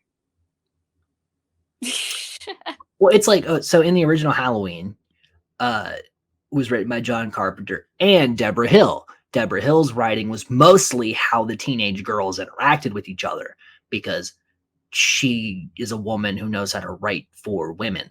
Yeah. And so John Carpenter did most of the story and she did the parts that, you know, that she would have the better perspective on. So we also meet Rebecca, who's like this girl from high school who she has a bunch of kids, and this is like her first time out of the house. So she's like selfieing with everyone, like literally every single person. Yeah. Because it's like, oh, she's going to post these photos over the course of like 5 years. Where she'd be like, oh, another crazy night with my friends, but it's all just from the exact same night. No, she's going to save those. She's going to have them stockpiled, and she's just going to be like, sitting on her couch alone post them, and you know that's exactly what she's gonna do. And I know someone like that. And again, when we see this scene, it's not like we're like, haha, look at her, she's such a mess. It's like, oh yeah, there are people that you know have families really young, and like this is like a normal trajectory for some people in high school, right? And we're not like, oh, let's laugh at her and see what a piece of shit person she is. This is like, oh, like it's funny because like it's a thing that we could see happening. Mm-hmm. Because like you said, like, oh, I know she's going to have these stockpiled. So it's like, haha, this is such a thing that we see. Not like, oh, she's a loser. No, it's actually kind of endearing to watch her be so excited to be out of the house. Mm-hmm. And none of the main characters are like shitting on her for it. They're like, oh yeah, she has like 5 kids. So like, you know, she needs this. And like, let her do her thing. Once again, written by 3 women. 3 non-controversial women. Exactly. And then so Dan shows up, and at first she's like, oh, you actually came? And he's like, oh shit, this wasn't a pity invite, was it? Like, I'll leave right now if that's what that was. I love him. Mm-hmm. And then they have such a fun, like, it's like even though they already know each other, it's like a real meet cute because they both are so awkward that it's working because they have a lot in common, but also like they keep pointing out like, oh man, I said that's weird, isn't that? I don't even know what the fuck I'm trying to say right now. And she's like, oh, me neither. And so it's like they're naturally connecting to the point where like, and it's another subtle thing where when she's going up to her friends with him, she's introducing him to them. Yeah. Which is something you do if you think like I'm gonna stick around with this person. You know what I mean? Like I may see him again. So you might need to know him for context. Yeah. But it's not like that's ever brought up. It's just like, oh hey, this is Dan. And, oh hey. You know? Yeah. It's fun stuff there. And they both drink White Russians, which is like, again, it's her drink of choice. And it also becomes a beat of the plot with the milk. Mm-hmm. Oliver and Raven arrive. He's got his goth get up on, and he's like, "Don't embarrass me" part. Meanwhile, Oliver doesn't know what to do at a party, so he's just kind of existing and waiting around. And later, he's like playing chess because like this isn't his thing. Mm-hmm. So I like that he's not trying. Like, it's like, again, I think a lesser movie would have him trying to like get a girl drunk or something, like because he thinks this is what has to happen. No, he's just doing his thing. Yeah, no, he's living his life. We talked about the ski shot, which I thought was just a fun little thing. Raven goes up to Kate, who's like, "Please stop calling me your girlfriend. We dated. We went on one date. That's it. That's all it was." And then Charlie and Peter, the high school guy, compete. And Charlie's fiance hinted at this earlier. Charlie's very competitive. And then she's doing that thing where she's not going to tell her what to do. But she's like, "Oh, you're going to do this thing. We're going to go down this path. But I'm going to wait off to this." Because she's at a party she didn't want to probably go to. But she went because this is Charlie being there for her friend. And she's going to be there for her fiance being there for her friend. So it shows how strong their relationship is. But again, without like being like, they love each other. It's just like subtle things that we see that like, oh no, that's a healthy relationship. Of the three girls, this is a healthy relationship. Mm-hmm. So it was nice. And so she's competing with Peter and like these like a push-up contest, rock, paper, scissors, and things like that, keg standing. And we find out later that, and this is a thing they just kind of throw at us, that because at first when she meets Peter, she asks who does the design stuff for shirts and stuff for the high school. Yeah. And we later learned that she only did this competition because he asked her to make him look good because he needs to be this is, him trying to relive his glory days. And she allows him to do this so that he will hook her up to be able to make t-shirts for the high school and get business. So she's being there for her friends. She's helping out a guy from her high school and grinding her business all at the same time. Fucking success. She's a working woman, and we love to see it. Mm-hmm. No, it was great. I love that they threw that in there. I'm like, oh, because I thought it was going to be like she competes, she loses, her fiance gets mad at her, and they had to go reconcile. No one has to reconcile. Her fiance is like, you do your shit. I will see you in the morning. Mm-hmm. Brilliant. Oh, there's also a fun bit where they do. They talk about this girl having a deep enough belly button for an 8-ounce shot, which I thought was funny. That was and so then gross. When Kate does the body shot, she's like, "I'm gonna go brush my teeth. No offense to you. By the way, did you have wool on earlier?" Body shots are quite common at parties. I have seen. I may have done one or two. It's not a thing I like to do. One, it's your shot's like this much, not really worth it, and it's just kind of awkward. I'm just thinking about how unsanitary it is.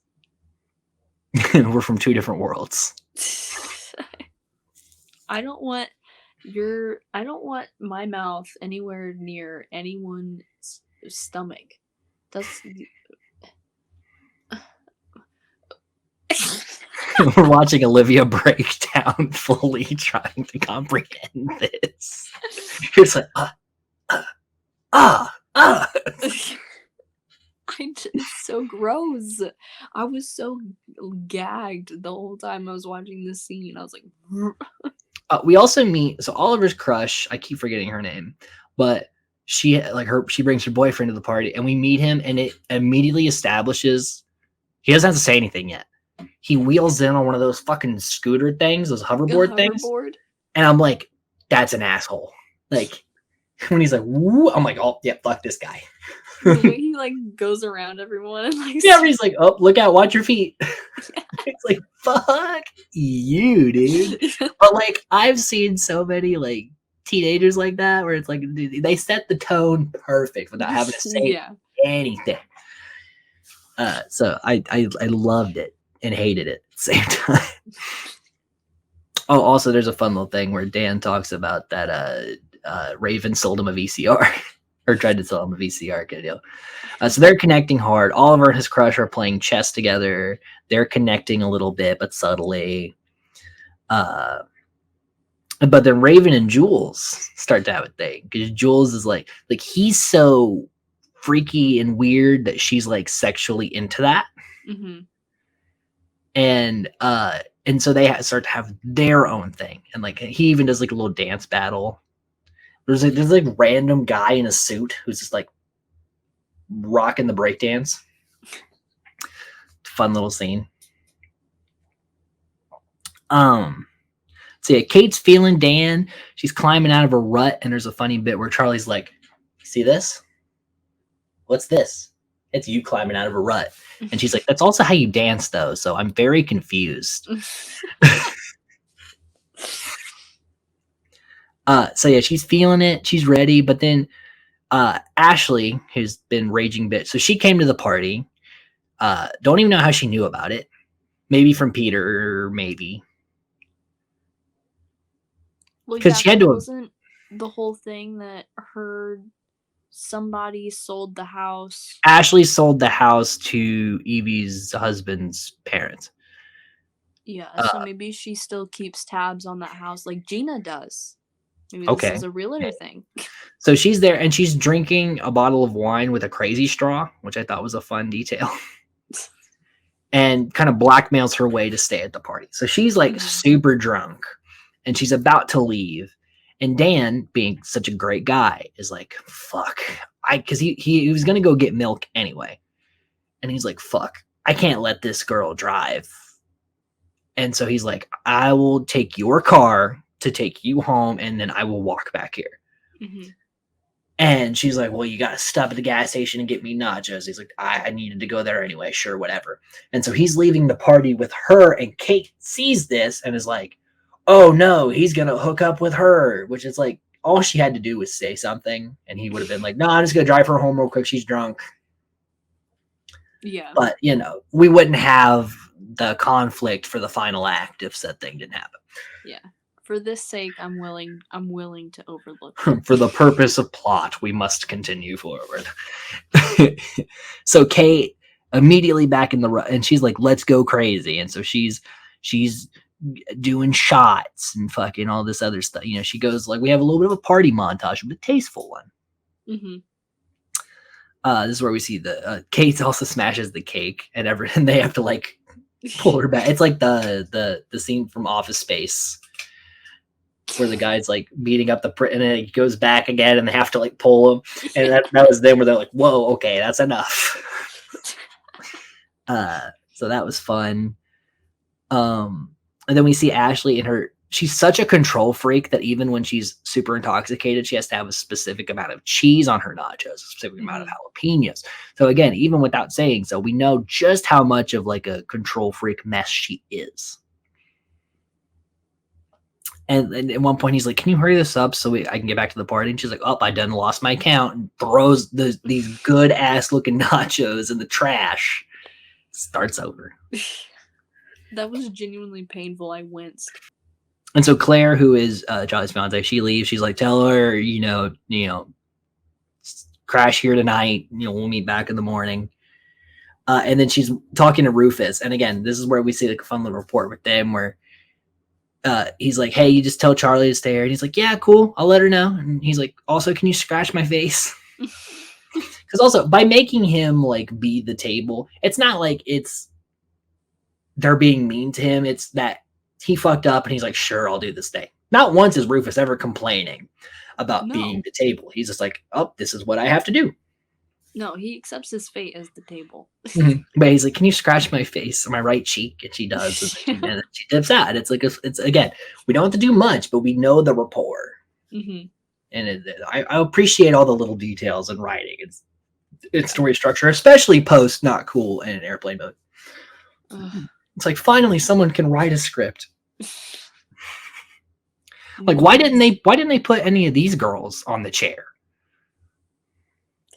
Because I mean, they were already Shane making Dawson. movies, but like they could have made this on the chair, and then there wouldn't have been all the drama because they seem to have had fun with this. So then, and this is a scene. This is my favorite scene in the movie because it does so much without really doing much at all. Mm-hmm. And it's that Kate is drunk and she does what a lot of us do when they're drunk, and she calls an ex. And it was the ex that she dated for years who is now like married with the kid, and he answers the phone, which is, and there are some, exes of mine who I would probably pick up the phone if they called. Like, not everyone that you date in the past, you're going to like, sometimes things just don't work out, right? And so she calls this ex, and at first I didn't know who she was calling. I didn't know if she was going to call Dan or like, I didn't know where this was going. But then we meet this kid. This first time we meet this character is the only scene he's in. Yeah. But it's her ex who she did it for 4 years. And she's like, hey, he's like, hey, it's late. What's up? And she's like, hey, you're married. You have a kid now. Why wasn't that me? Because again, it's all about the letter. Because she's thinking like, why don't I have this life? And he's like, you're the one that broke up with me. Like, I wanted to marry you and you didn't want to commit. Like, that's not what you wanted in your life. We were going 2 different levels. And so we split up. He's like, and it kind of reminds her that like, she didn't want to be married with kids. She wanted to do her own thing. Yeah. That's why she left that relationship. And then they get off the phone and he's like, hey, we should catch up sometime. I'm glad you're, and she's like, I'm really happy for you. And then they get off the phone and then everything's clicking in her brain of like, yeah, I didn't want those things. 16-year-old me did. But just because I'm not doing what I think people my age should be doing doesn't mean I'm failing. Yeah. And like she says, she likes her life the way it is. Yeah. And that's okay. If what you're doing is working for you, that's fine. Yeah. And I know that sounds so simple and it's like a duh, but we get caught up in our heads about expectations and things, and little things like a letter from your 16-year-old self could set you down this spiral of mental stability. And it takes sometimes this hard conversation of someone being like, yeah, don't you remember what happened? And you're like, oh yeah, that is what I said. That's me. Yeah. Yeah. And so I loved that scene because again, nothing was overly explained. Like she didn't say like, oh yeah, you're right, blah, blah, blah. It's just they have that conversation and then we move on and everything's implied and it slowly clicks and she does her thing. And I love that. And I love that she doesn't villainize her ex. He doesn't villainize her. They were 2 people who genuinely cared about each other, probably still do care about each other, but it's not in that way anymore, right? He wanted to have a family. He now does. She didn't. She now doesn't. Yeah. They still care about each other, but they know they can never be together. They have 2 separate lives. But when she called at 1:00 in the fucking morning, he answered. Yeah. And so like all of that, I was like, that's fucking cool, man. Yeah. No, I mean, I liked it because, well, it's the realization that she's like, not everything that you think you need is necessarily what you want, and not everything that you want is like something that you need to happen. Like, she still stays the orthodontist assistant at the end of the movie because she knows like, okay, like I'm content, like I don't need to listen to whatever I thought I needed. Like, this is something that I want for me. And like, I don't know, I kind of related to the idea of like getting stuck in the process of a goal and being stuck in like the routine of trying to achieve a goal, and then by the time you get there you realize you never even really wanted it in the first place. And it's like, oh, okay, well, if I would have like spent less time like just life like, is a constant series of reevaluations. Yeah. Right?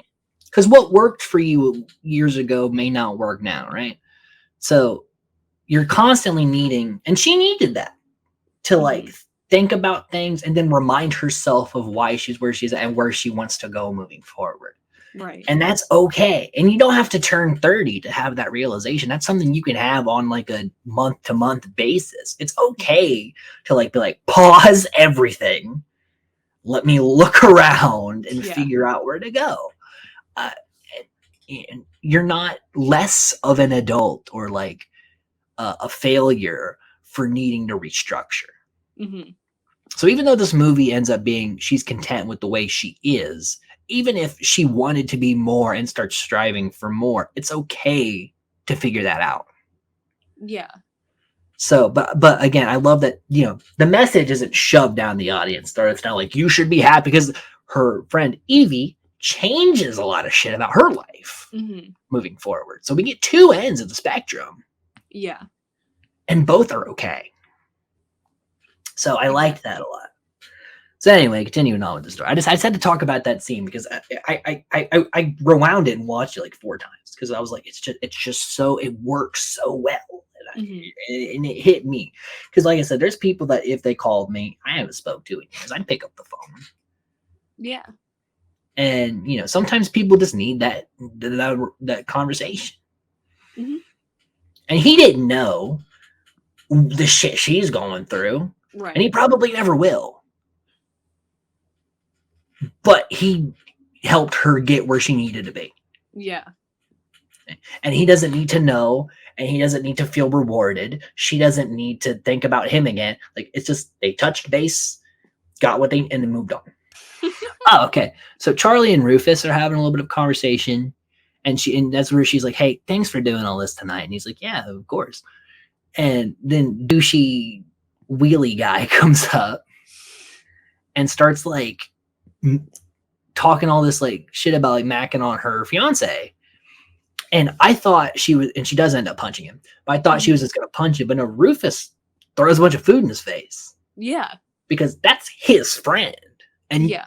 and her fiance is his friend. And you don't talk like that to his friends. Right. And then before he could come at Rufus, she punches him. Yeah. And then she's like, "Oh my God, I just hit a kid." And he's like, No, he's 19 and a half. You're good. She's like, "Oh." And then this was you vibes. And she goes, "Oh, I beat up a teenager." And she like squares up a little bit. Because she's like, "Haha, I did this thing." Why?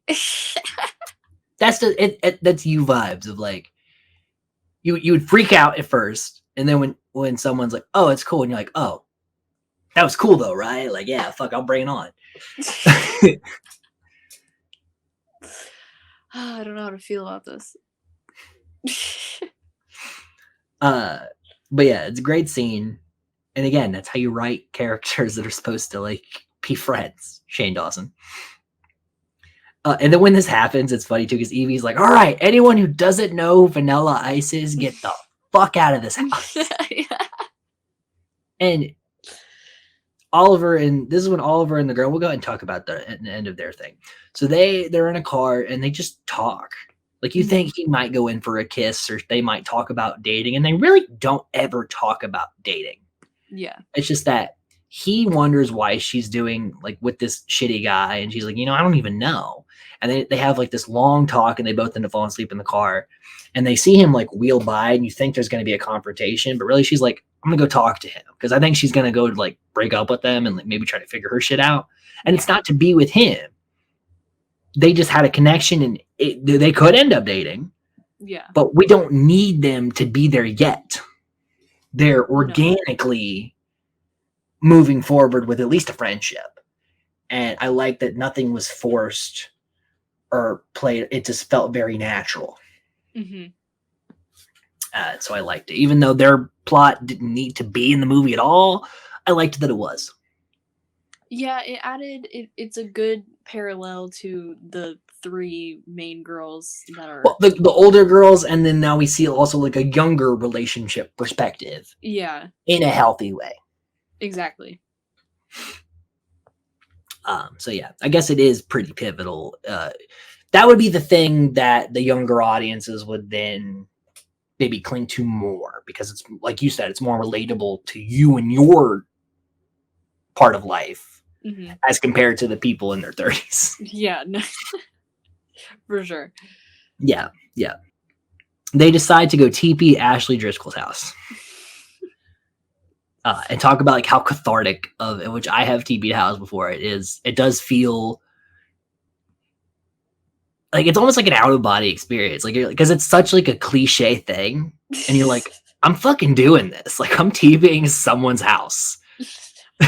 And I don't know. It's so like stupid and fun because it's so stupid and like, you know what I mean? Like, yeah, it'll suck to clean up, but you're not really hurting anybody. Yeah, no, it's pretty You harmless. know, it's like the lightest fuck you could ever give somebody. And also, this is when Kate goes, she's like, I gotta pee. And they're like, just do it in the yard. And she's like, okay, I'm doing it. I'm living in the moment. And Ashley Driscoll also hooks up with the homeless guy from earlier. Yeah. Because it's funny. There's a funny scene where she's like homeless or hipster. Yeah. And then Dan's like, he knows it's clearly a homeless person, but he's like hipster. Because he's like, sure, fucking go for it. Yeah, man. And so like she's making out with him, and they pull up and they see Kate peeing in her yard and all of this toilet paper. Because he's like, hey, is your house the one with the white columns? And she's like, yeah. The one with the oak and the redwood tree out front. She's like, yeah. And he's like, with the toilet paper all over it. And she's like, what? The part with the tooth is Yeah. So she gets out to confront them and like literally eat shit. Not like literally Shane Dawson eat shit. Yeah. But she falls on her face. Yes. And cracks a tooth. Yeah. That needs to now be pulled, which Kate said was what she was afraid of, which is why she never became an orthodontist fully. Yeah. And she's like, well, I got to pull that tooth out like right now. And also she hates this person, so she doesn't care. She's like, yeah, I'll rip her fucking tooth out. Yeah. So she gets like toilet paper, pliers, and she fucking rips her tooth out. And and so we talked about how both Airplane Mode and Not Cool had like race jokes that just felt mean spirited and also were really racist. Mm-hmm. They have a race related joke in this movie that isn't distasteful. Yeah. Which, because Ashley is an Asian woman, and an Asian cop shows up and sees someone getting their tooth pulled out and is like, this is a hate crime. Yeah, because it's so just outrageously exactly. Like, of course you're not going to think. Why would he think that this was their high school bully who they TP'd her house and then she cracked her tooth and they needed to pull it out? Like, he would never fucking think that, right? No, this feels targeted. Yeah. So he's like, this is a hate crime. Sister, are you okay? Yeah. And it's so funny because, again, the joke isn't against the race. It's like, it's a fun little situational joke. Yeah. And it's the only one like it in the whole movie. Mm-hmm. So it's even funnier because they're not all over the place. It's just this one joke. Yeah, and it caught me off guard enough that, like, when the cops pulled up, it completely diverted my expectations of, like, okay, they're gonna arrest these girls. Like, when that happened, I was like, that just adds another layer of, like, being mortified that you were just caught peeing in someone's yard and then also ripping someone's tooth out, and now you're being accused of committing a hate crime. It's like, it's just a whole different level of insanity and, like, I don't know, embarrassment. And so there's also this funny moment. They're being put in the cop car and they're yelling at Dad, where mm-hmm. Kate's like, yeah, I'm drunk, but you fucked up. And the other two girls poke their head out. Yeah. The car, like, yeah, man, you really fucked up. Even the cop's like, yeah, you did fuck up a little bit as he's putting Kate in the car. Even though Dan did everything what he's supposed to correctly. Yeah, he literally did nothing wrong. He's so confused. Mm-hmm. He's like, okay, I guess I fucked up. I know. He's like, I don't know what for, but I did, I guess. And then so they go to jail and they're in like the drunk tank and they're having their little bonding moments, and like is where Evie talks about, she's like, hey, my husband, I hate being married. And then Charlie's like, I'm engaged, but like act surprised when she tells you though, because I'll be in trouble for that. Yeah. And Kay talks about like, I'm fine with my life. And she also says she's going to get Ashley's tooth dipped in gold. and wear it as a necklace, which she does. Which she actually does. She And does. then they actually do And it that looks good too. surprise. Like it actually does. It doesn't just look like a gold tooth. Like it actually looks like a necklace. Yeah, no, I love that they made it like tasteful and like Yes. she like actually wears it. And so Dan, again, being just such a solid dude, is going around trying to find someone to bail them out of jail. And so he tries Charlie's fiance, but no one knows her name or like how to get a hold of her. Mhm. And then he tries a few people first. Like he tries Jules, Yeah. but she's in the tub with with Raven, and he's like, okay, I guess. So he calls, because I was thinking the whole movie, I'm like, her husband has to come home at some point, right? Like there has to be some conflict, and so that's who he calls because he doesn't know, and he doesn't know the situation. It's not like he knows that her husband's a shitty person. He just is like, oh, her husband's a lawyer, and I can call him right now. Like this is the Yeah. quickest way to get them out of jail. That's all he cares about. Mhm. Super solid dude. Yeah, no, love him. It's they get bailed out by the husband, and it's like when it's revealed that it's Evie's husband, you think she's gonna have like a panic attack, but she's like, all right, fuck it, let's go do it.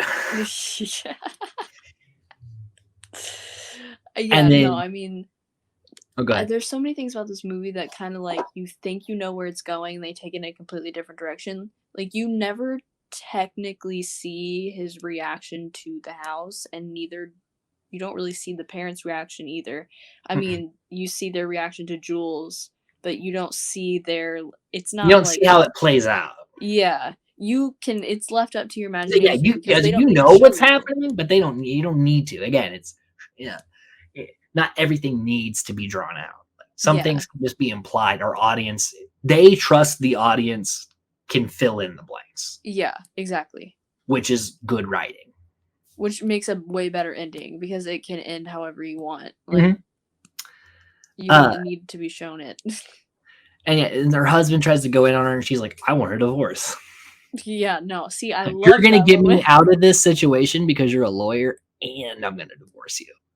And at first, he does like because he's been in a position of power up to this point in the relationship, and he's like, "All right, we'll go take a couple of days and figure it out. I'll go to my parents' house." And she's like, "Where are your parents?" And he's like, "I just dropped them off." And it's Jules and Raven in their bed, and he's like, "Oh, are you the butlers? I'll take 2 English breakfasts." Yeah. Yeah, it's a fun little again, and we fill in the blanks, and then we cut to like some time has passed. Dan and Kate are together. Yeah. Evie is divorced and now living with Kate because she had to move out, and she's making her own path in life. Yeah. Charlie talks about the engagement, and they do the worst job at acting surprise. Yeah. And then Dan is like, to be fair, I didn't know. It's like, hey, it's news to me. Yeah. I love him. He really is just on And everyone's so it side. ends on a great note, and then that's it. Everyone is doing what they want to do with their lives, whether it be, whatever their path is. They're all happy at the end. Yeah, and that's the movie, and that's Dirty 30, and so that's why I loved it so much. I think it did what it needed to do, and I never felt at points where I was like, they're doing too much, they're trying too hard, or this gag is unnecessary. Like, yes, there is comedy, but it also felt very grounded in its comedy. Right. Yeah. It never felt like it never felt like the dial was turned up to 10 when it could have been at like 6. In fact, a lot of times it was at like a 4 or a 5, and you're like, oh, you could do more. But they didn't, and it still worked. So I just really enjoyed this movie because I didn't know what to expect because I literally didn't know any of them. So I'm going in and I'm thinking I'm about to get Airplane Mode or Not Cool, like that level of like absurdity.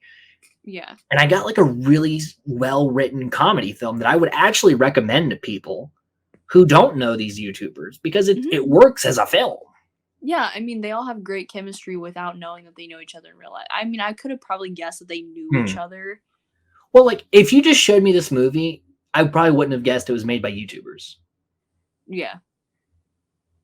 Because I think they're all really good actresses. Yeah. And everyone in this movie did exactly what they needed to do to make it work. No one was trying to, like, outshine anybody. No one was doing too much. Everything was for the sake of the project, what it felt like. And it works. Like I said, I would recommend this to like my mom. Mm-hmm. She would probably really dig this flick.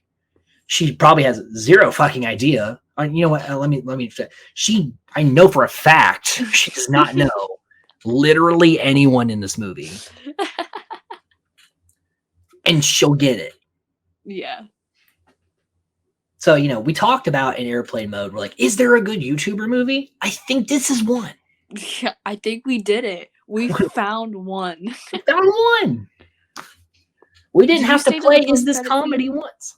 About her freaking out over her tooth. Yeah, I liked that they ended on that but they kept the narration. So it wasn't just like a random like thrown in thing. It was they included that as like the PS. Yeah. Because I like that. Very smart. Yeah, no, I like that. Because she can eat shit. A lot of smart decisions made in this movie that we have not seen so far from a YouTuber movie. And we may not see again. Maybe. We'll figure it out. So yeah, God, I hope we find another one. Well, I know you said that Camp Dakota was boring, but I kind of want to do it now because I like this movie. So it's like maybe I'll like that. All play very different characters.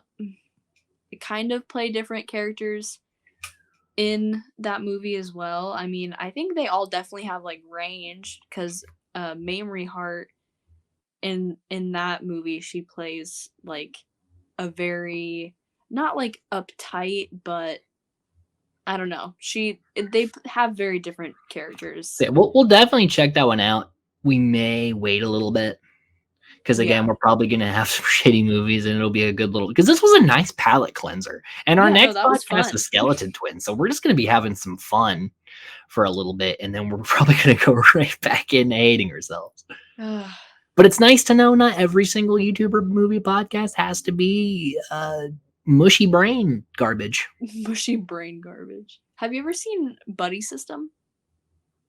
I don't think so. Like Rhett and Link show? That's a genuinely really good show. I haven't seen it. Not a movie, but it's a good show.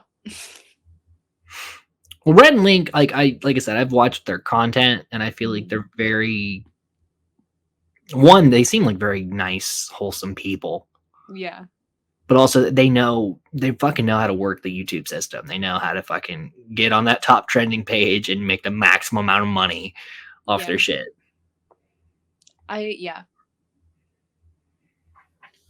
So yeah, Dirty 30. It's a win. I was pleasantly surprised. I had no expectations. I dreaded watching it. But I found it on Tubi, and I was like, yeah, fuck it, whatever. At least I don't have to pay for this one. And I was like, all right, cool. I probably would have paid for it. Like, if this was on Blu-ray, I'd probably buy it. Yeah. No, I mean, I don't think it's a great film. I don't think it's like a must-watch. Mm-hmm. But I've definitely watched a lot of big budget movies that I disliked more than this. Yeah. No, I mean, we've watched Airplane Mode and Not Cool, so clearly we can make it through anything, and this was actually good. So that was just a plus. So yeah, that was our coverage on Dirty 30. Join us next time. We'll be talking about the Skeleton Twins. This is Olivia's favorite movie of all time. And then after that, we'll jump into something probably terrible. I didn't know the Skeleton Twins was next. Yeah, that's the next. So when you come back from vacation, that's what we're doing. Wait, will you be like moved and ready by then? Oh, you did say you wanted the Skeleton Twins to be at the studio. Yeah. So maybe we'll wait on Skeleton. Maybe we'll do Billy Madison next week. Oh, okay. Either way, we're not doing a YouTuber movie next week because we need a break. Even though this was great, we need a break. We need before we jump into I need Adam Sandler in my life.